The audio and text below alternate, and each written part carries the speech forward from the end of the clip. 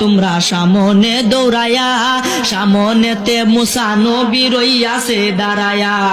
এই কথা শুনিয়া সবাই করিবেন গমন, মুসা নবীর কাছে যাইয়া দিবে দর্শন। মুসা বলে আমার শাস্তি দুজকের আগুন, আমি নবী হইয়া একটা মানুষ করলাম খুন। মুসা বলে নাফসি নাফসি, নবী হইয়া খুন কইরাছি রে, আরে গুনাহগার হইয়া গেছি পারবো না সেই কারণে।